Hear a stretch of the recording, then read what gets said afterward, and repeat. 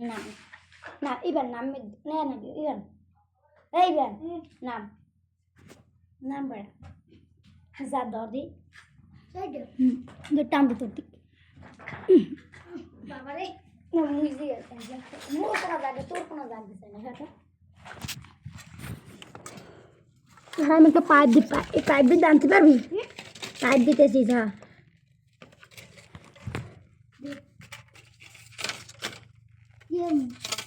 कैसे तो कैसी देख बड़ा वो तो छीब है तो मोबाइल ही थे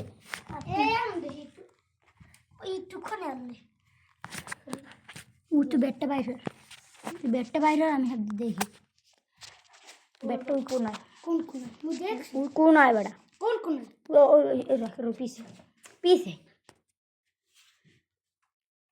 कारण नहीं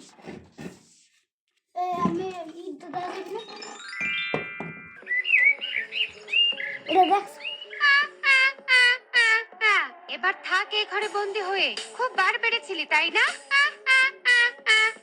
ছাড়বো না একটা পাখিকেও ছাড়বো না ডাইনিটা রানুর বাড়িতে পাখিটিকে বন্দি করে চলে যায় এভাবেই দিন কাটতে থাকে বলছিলাম কি কবুতর দাদা আমাকে 1 কেজি ডাল দাও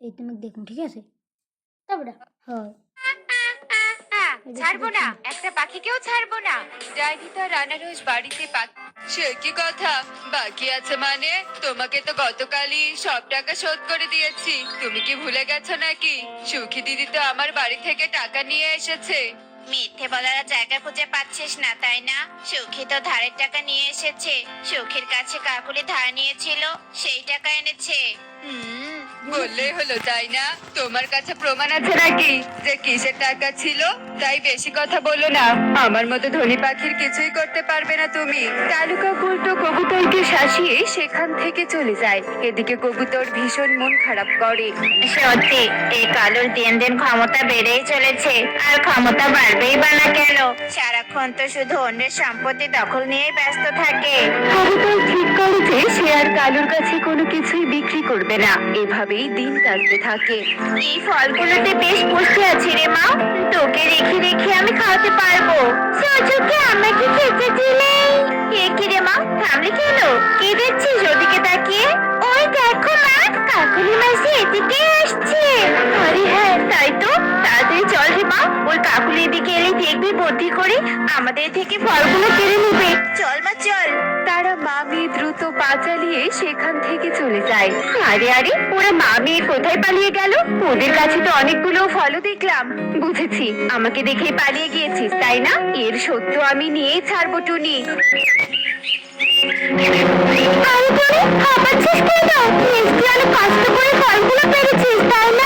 এরপর তিনি সুখী পায়রাকে সব কথা খুলে বলে বুঝেছি এই কাকুলি পেলে খুব বার বেড়েছে ওকে উচিত শিক্ষা দিতেই হবে সুখী টুনির সাথে এভাবেই গল্প করতে থাকে আর গল্প শেষে বাড়িতে চলে যায় টুনি ও মেয়ের দাদা তুমি এত সকালে তুমি এই বাড়িতে এমনি কি আর সাজে এসেছে নাকি আমার কাছে যে কতগুলো টাকা ধার নিয়েছিস সেই টাকাগুলো শোধ করবি কবে শুনি টাকা ধার কালু দাদা তোমাকে তো আমি টাকা আসে কবেই শোধ করে দিয়েছি তাহলে তুমি আবার আমার কাছে কিসের টাকা চাইছো শুনি শোধ করেছিস কবে টাকা শোধ করেছিস শুনি কই আমার তো মনে পড়ছে না সে কি দাদা সেদিন সকালেই তো নিয়ে গেলে টাকা মনে নেই না মনে নেই তাছাড়া তোর কাছে কি প্রমাণ আছে শুনি তাই এখন বল আমার টাকা কবে শোধ করবি এসব তুমি কি বলছো দাদা তোমার এসব ঋণ শোধ করতেই তো আমরা নিঃস্ব হয়ে গেলাম এই বাড়িটা ছাড়া আর কিছুই নেই আমাদের এখন আবার কি করে তোমায় টাকা দিব সে আমি কি জানি টাকা শোধ করতে না পেলে এই বাড়িটা কেড়ে নিব এই বলে দিলাম কালু কাক টিয়েকে ধমকিয়ে চলে যায় এদিকে টিয়ে কালুর এমন চালাকির জন্য কাঁদতে থাকে সব হয়েছে আমার জন্য আমি যদি সাক্ষী রেখে দিতাম তাহলে আজ আমাকে এমন দিন দেখতে হতো না টিয়ে ভীষণ কাঁদতে থাকে এভাবেই দিন কেটে যায় টিয়ে কালু কাকের টাকা শোধ করতে না পাওয়ায় মোড়লের বাড়িতে নালিশ বসে।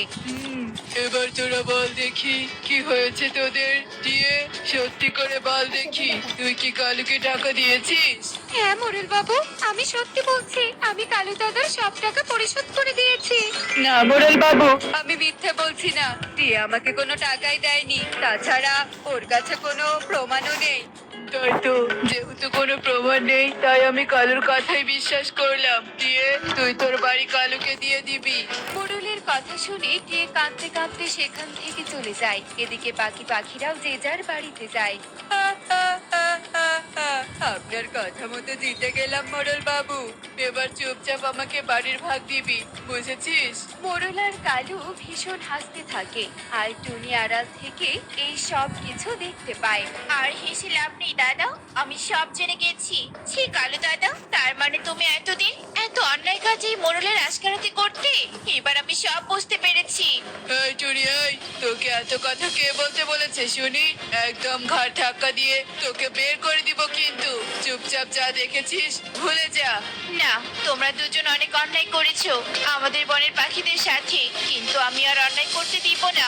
আমি এবার সবাইকে তোমাদের ব্যাপারে বলবো, প্রতিবাদ করব আমি। তবে রে, এবার নিজের বাড়িঘর হারানোর জন্য তৈরি হয়ে নে। যা, ভুলে যাস না টোনা মারা যাওয়ার আগে আমার কাছ থেকে যে টাকা নিয়েছিল তা এখনো শোধ করতে পারিসনি। মোড়লের কথা শুনে টুনি কাঁদতে কাঁদতে বাড়িতে চলে আসে। এভাবেই সেই দিনটি কেটে যায়। এদিকে ঈগল আর কালু মিলে পুরো বনের পাখিদের অত্যাচার করতে থাকে। পাখিরা প্রতিবাদ করতে চাইলেও কারো আর সাহস হয় না। দিন দিন বনের পাখিরা এক টুকরো শান্তির খোঁজে অন্য বনে চলে যেতে থাকে। না, এবার মনে হয় সত্যি আমার তিন আনারস বাড়িতে নতুন কোনো অতিথি নিয়ে যেতেই হবে দেখছি। ডাইনি এভাবেই কালু আর কাকুলির ওপর তার দৃষ্টি দেয়। একদিন রাতে জ্যোৎস্না আলো চারদিকে যখন আলো ছড়িয়েছে, এমন সময় কালু কাকুলি চাঁদের আলো উপভোগ করছিল। বুঝলে কালু, আমাদের তো এখন অনেক টাকা পয়সা হয়েছে, তাই আমরা যদি শহরে গিয়ে একটা বাড়ি বানাই তাহলে কেমন হবে বলো তো শুনি? তাহলে তো বেশ হবে কাকুলি। কালু কাকুলি যখন তাদের অনেক অনেক টাকা পয়সা নিয়ে হাসাহাসি করছিল, এমন সময় তাদের চোখ লাল কাপড়ে বেঁধে যায়। কি কালু, আমরা এ কোথায় যাচ্ছি? আর আমাদের চোখ একা একা কে বেঁধে দিল? সেসব কথা বাদ দাও কাকুলি, আগে বলো আমরা একা একা হাঁটছি কেন? আগে তো দেখি কালু আমরা কোথায় যাচ্ছি, চুপচাপ চলো। এরপর কালু কাকুলি হাঁটতে হাঁটতে তিন আনারস বাড়ির একটি আনারস বাড়িতে ঢুকে পড়ে, আর ঘরের দরজা বন্ধ হয়ে যায়। এই দেখো কালু, কি সুন্দর আনারস বাড়ি, তার মানে কি কেউ আমাদের সারপ্রাইজ দিল? ও মা, কত সুন্দর বাড়ি, চলো দেখি বাইরে গিয়ে। কাকুলি, দরজা তো বাইরে থেকে বন্ধ, কিন্তু কে আমাদের সারপ্রাইজ দিবে বলো তো? কোনো বিপদ হলো না তো আমাদের?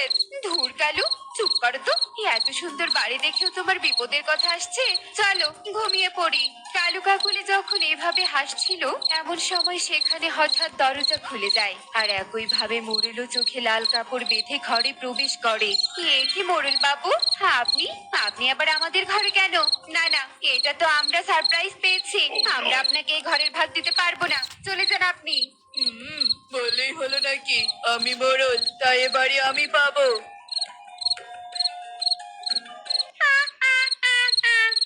মূর্খ পাখি, তোদের শাস্তি দিতে এনেছি, তবুও তোদের লোভ যায় না তাই না? এবার শাস্তি পাবি। ওরে বাবারে, ডাইনি, তার মানে আমরা কোনো সারপ্রাইজ পাইনি? ডাইনি, তুমি আমাদের শাস্তি দিবে কেন শুনি? আমরা কি করেছি? লোভ করেছিস, অন্যায় করেছিস, অত্যাচার করেছিস, আর যারা এমন অন্যায় করে তাদের আমি আমার এই তিন বাড়িতে বন্দি করে আমার পাশের ঘরেও তোদের মতো লোভী